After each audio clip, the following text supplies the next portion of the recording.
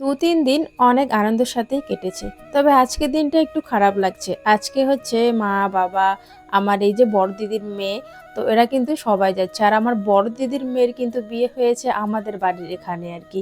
তো সেই কারণে মায়েরা যেহেতু এসছে, মায়েরার সাথে এও এসছে একটু ঘুরতে আরকি। আর ওই যে সোমবারে জল ঢালার জন্য। এটা তো আগেও বলেছি আমি। তো যাই হোক আমাদের হচ্ছে ২-৩ দিন ভালোই কেটেছিল। গল্প করছিলাম। সবাই আনন্দের সাথেই কিন্তু কাটিয়েছি। তবে ওই যে আজকে তো যেতেই হবে, কিছু করার নেই। বাড়িতে দেখবে কেউ যদি আসে ২-৩ দিন যদি থেকে যায় তাহলে দেখবে একটা অন্যরকম আনন্দের ফুর্তির সাথে দিনগুলো কাটে, তো তারপর যখন ওদের যাওয়ার সময় হয়ে যায় তখন সত্যিই খুব খারাপ লাগে।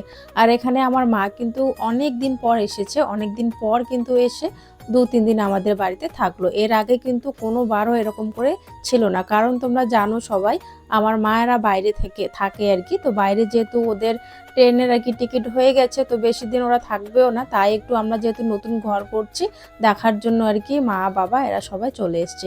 তো এখন ওই যে আমাদের পাশে এই যে টোটো ছিল, তো টোটোওয়ালা কাকুকে বললাম ফোন করে, তো কাকু চলে এসছে যেহেতু এখন এই যে এই টোটো করে হচ্ছে বাজারে যাবে, তারপর হচ্ছে লাইন গাড়িতে করে কিন্তু যাবে বাড়িতে।